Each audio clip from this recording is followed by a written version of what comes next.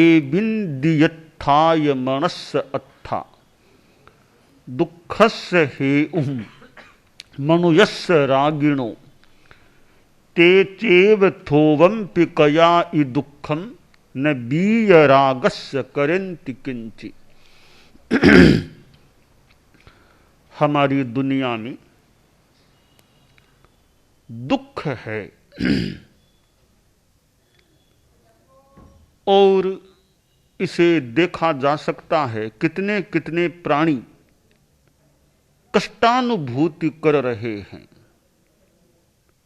भले मनुष्यों को भी देख लें, संसार में कितने कितने मनुष्य दुखी होंगे। किसी को शारीरिक बीमारी का दुख है, किसी को पारिवारिक समस्या से कष्ट हो रहा है, कोई आर्थिक संकट से जूझ रहा है। तो मनुष्य भी दुनिया में दुखी देखे जा सकते हैं। मनुष्य ही नहीं, देवता भी दुखी हो सकते हैं। नारकीय जीवों की तो बात ही क्या करें, वो तो मानो दुख में ही पलने पुसने वाले। पशु जगत में भी दुख। तो दुख है। दुख है तो दुख का कोई कारण भी है। कारण के बिना दुख नहीं होता। कार्य है तो कोई कारण भी होता है। दुख कार्य है तो उसका कारण भी है। वह कारण तृष्णा, राग, मूर्छा, वह हेतु बनता है दुख का। शास्त्रकार ने कहा कि दुःखस्य हेतुः मनुयस्य रागिणो, जो रागी आदमी है, आसक्तिमान है, उसके लिए ये पदार्थ दुख का कारण बन जाते हैं। जो वीतराग बन जाता है उसको कोई भी पदार्थ दुख नहीं दे सकता।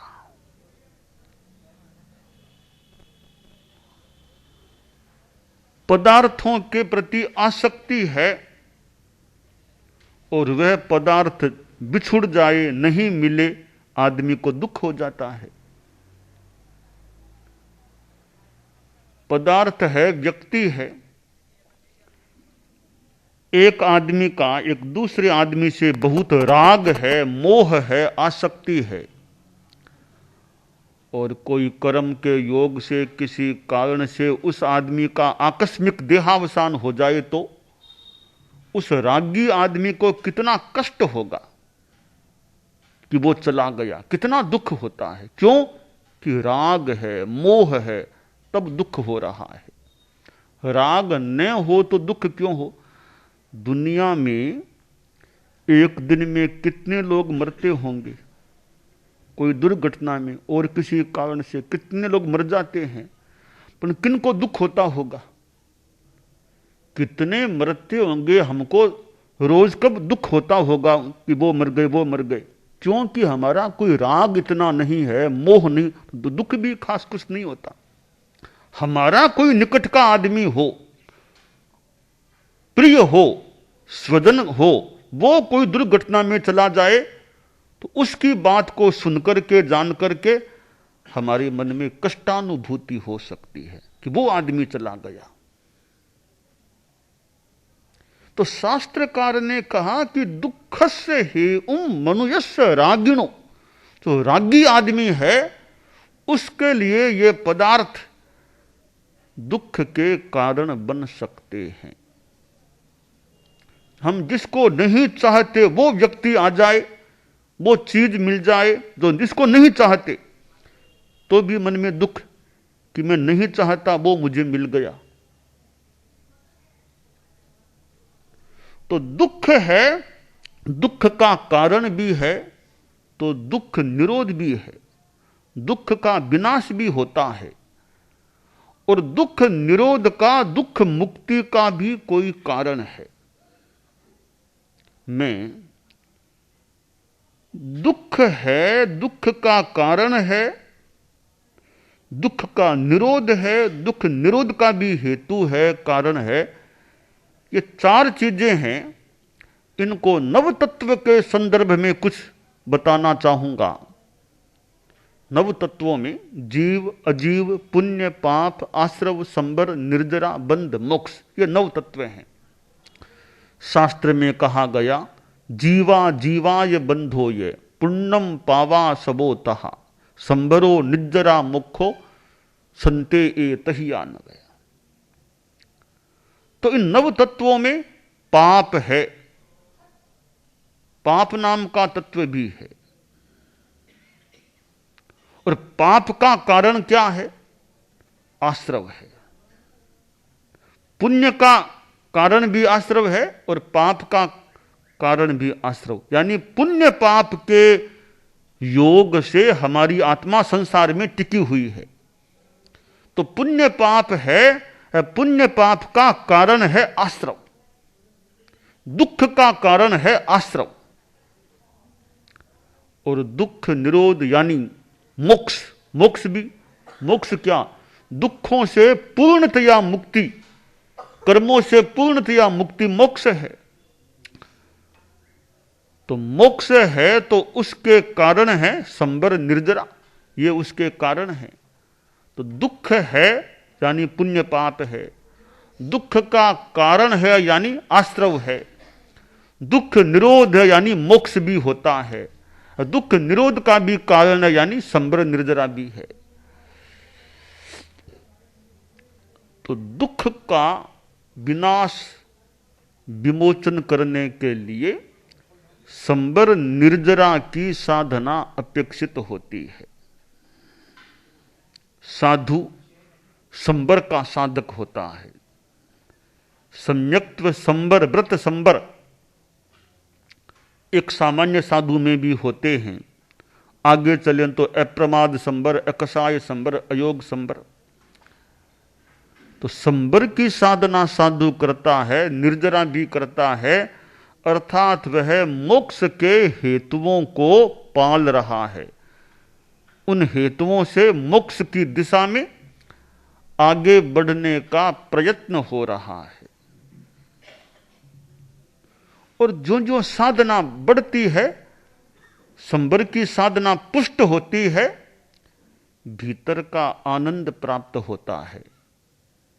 तो साधु कैसा होता है? सदा लाभ अलाभ में, सुख दुख में मध्यस्थ हैं, शांतिमय वैराग्यमय आनंदमय आत्मस्थ, वासना से विरत आकृति सहज परम प्रसन्न है, साधना धन साधु अंतर भाव में आसन्न, वंदना आनंद पुलकित विनयनत हो मैं करूं, एक लय हो एक रस हो भाव तन्मयता। तो साधु प्रसन्न रहने वाले, ज्यों ज्यों संबर की साधना बढ़ेगी हम प्रसन्नता को प्राप्त हो सकेंगे। निर्जरा बढ़ेगी, वह भी प्रसन्नता में सहायक। एक धर्माचार्य थे, विहरण करने वाले, ग्रामानुग्राम विचरण करने वाले। एक राजधानी में पधारे, साथ में काफी उनके शिष्य भी थे, साधु भी, साध्वियां भी। शिष्य समुदाय से संकुल आचार्य प्रवर राजधानी में प्रविष्ट हुए। करीब 1 महीने का प्रवास वहां होने वाला था, होना शुरू हो गया। प्रवचन कार्यक्रम चलता। वहां राजा था,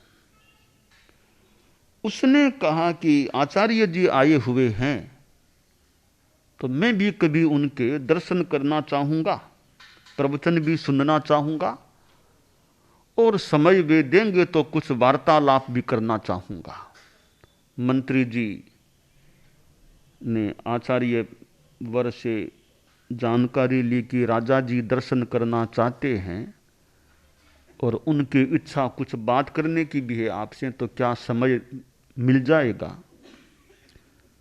आचार्य श्री ने कहा कि कोई दिक्कत की बात नहीं है, प्रवचन भी सुन लेंगे, दर्शन हो जाएंगे, बातचीत का समय भी मैं प्रवचन के बाद में दे सकूंगा। ठीक है, राजा जी को सूचना मिली, राजा जी आए, प्रवचन में पूरे बैठे, पूरा सुना और प्रवचन संपन्नता के बाद व्यक्तिगत भेंट का समय उन्हें दिया गया। आचार्य प्रवर विराजमान थे, सामने राजा जी। कुछ औपचारिक बात होने के बाद राजा बोला कि आचार्य प्रवर, मैंने आपके शिष्यों को देखा है, आपके आसपास छोटे बड़े साधु थे, उनके चेहरे बड़े प्रसन्न थे, मानो उनके चेहरों से शांति, सौम्यता, आनंद टपक रहा था।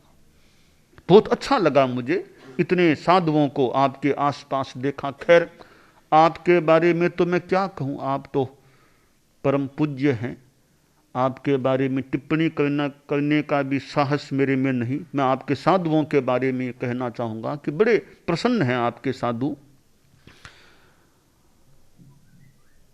मैंने जब आपके साधुओं को देखा, एक विचार मेरे दिमाग में कौंधा। वह यह आचार्य श्री कि जैसे आपके साधुओं को देखा तो मुझे मेरे राजकुमार याद आ गए। यानी मेरे राजकुमार भी कई आपके साधुओं के समवयस्क ही हैं। उनको देखने से मेरे राजकुमार मुझे याद आ गए। मेरे मन में एक विचार यह कौंधा कि मेरे राजकुमार भी इनकी उम्र के समान से ही हैं कई, वे तो इतने प्रसन्न नहीं दिखाई देते, ये कितने प्रसन्न हैं। और मेरे राजकुमारों को तो सुविधाएं प्राप्त हैं, भौतिक संसाधन प्राप्त हैं। ये साधु लोग तो कठोर जीवन जीने वाले हैं, पाद विहार करने वाले, पैदल यात्रा करने वाले, रात को भोजन पानी कुछ भी नहीं लेने वाले, धरती पर सोने वाले। धरती भी कहीं बढ़िया मिले, कहीं इतनी बढ़िया जमीन सोने का स्थान नहीं भी मिले। सर्दी में कपड़े भी सीमित रखने वाले, कहां रजाइयां इनके पास है। केसों का लुंचन भी करने वाले, हाथ से केस लेने वाले, और त्यागी, परिवार से मुक्त, घर से रहित, न कोई पैसा इनके पास, न इन्हें एसी के कमरे प्राप्त हो रहे हैं। इतना तपस्या का जीवन, कठोरता का जीवन जीने वाले, और कितने प्रसन्न रहते हैं। मेरे राजकुमारों को तो कौन सी सुविधा प्राप्त है? सब जितनी भी सुविधाएं उपलब्ध हैं, उनमें से कोई भी सुविधा उनके लिए अप्राप्त नहीं है। फिर भी वे इतने प्रसन्न नहीं। ये संत लोग कितने प्रसन्न हैं। तो आचार्य प्रवर, मेरे मन में जिज्ञासा यह है कि कारण क्या है? ये समान अवस्था वाले मेरे राजकुमार, आपके साधु आपके इतने प्रसन्न, वे मेरे थोड़े उदास या कम प्रसन्न, इसका क्या कारण है? एक तरफ सुविधाएं हैं, एक तरफ दुविधाएं, यानी सुविधाएं नहीं, फिर भी इतना फर्क है प्रसन्नता और अप्रसन्नता का। सुविधा और अप्रसन्नता, सुविधाओं की कमी और प्रसन्नता, यह कुछ विरोधाभासी सी स्थिति लग रही है। इस बारे में आप कुछ मुझे समाधान देने का प्रयास करें। आचार्य प्रवर ने फरमाया कि राजन, वैसे तो मैं सोचता हूं आप प्रबुद्ध व्यक्ति हैं, आपको समाधान की अपेक्षा है या नहीं, फिर भी चूंकि आपने प्रश्न कर लिया है तो मैं थोड़ा सा प्रकाश डालना चाहूंगा। बात यह है राजन कि मेरे शिष्य हैं, वे साधक हैं, वर्तमान में जीना जानते हैं, वर्तमान जीवी, वर्तमान में जो प्राप्त है उसमें संतुष्ट हैं। संतोष पाहन्न रये सपुज्जो, संतोष प्राधान्य में जीने वाले हैं। और इन्हें चिंता नहीं कल क्या मिलेगा भोजन के लिए, बस आज जो मिला उसमें संतुष्ट है, आज जो मकान मिला उसमें संतुष्ट है। कल कैसा मकान मिलेगा, कैसा भोजन मिलेगा कि नहीं मिलेगा, इसकी चिंता इन्हें नहीं रहती है, यानी भविष्य की चिंता नहीं। गए कल में क्या मिला, मिला सो मिला, अब उसका भी भार नहीं दिमाग में। ऐसा नहीं कल तो बढ़िया मिला आज बढ़िया नहीं मिला, इस प्रकार अतीत से भी मुक्त रहते हैं ये। अतीताननुसंधानम भविष्य दविचारणम औदासीन्यमपि प्राप्ते जीवन मुक्तस्य लक्षणम। संस्कृत में कहा गया, जीवन मुक्त कौन होता है? न अतीत में न भविष्य में, वर्तमान में सहज तटस्थ संतुष्ट है, वह आदमी जीवन मुक्त, जीते हुए भी मुक्त होता है। तो मेरे साधु मानो जीवन मुक्तता की साधना करने वाले, वर्तमान जीवी, संतोष में रहने वाले, इसलिए ये सुखी हैं। त्याग है जीवन में, त्याग परम सुख होता है। नहीं त्याग समम सुखम, संस्कृत में कहा गया, त्याग के समान सुख नहीं होता। तो इनके जीवन में त्याग है, ये वर्तमान जीवी हैं, वर्तमान संतुष्ट हैं, इसलिए इतने सुखी रहते हैं। तुम्हारे आपके राजकुमार हैं, वे अतीत में जीने वाले, भविष्य में जीने वाले, भविष्य की चिंता उनके दिमाग में। यह बात एक तो है, उत्तराधिकार किसको मिलेगा, इस बात को लेकर वे व्यथित हो रहे होंगे, किसको उत्तराधिकार मिलेगा। और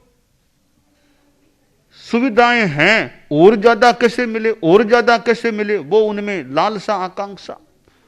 तो इस स्थिति में आपके राजकुमार इतने प्रसन्न कैसे रह सकते हैं जितने प्रसन्न मेरे शिष्य रह सकते हैं। राजा ने कहा, पूज्य प्रवर, परम समाधान मिल गया मुझे कि यह राग आकांक्षा लालसा वो दुख का कारण है, और त्याग संयम संतोष वर्तमान जीविता यह सुख का कारण है। तो हम दुख हेतु, दुख मुक्ति हेतु इनको भी समझने का, समझ लिया है तो कुछ हृदयंगम करने का प्रयास करें, और राग से त्याग की ओर आगे बढ़ने का प्रयास करें। हम परम सुखों को प्राप्त हो सकेंगे।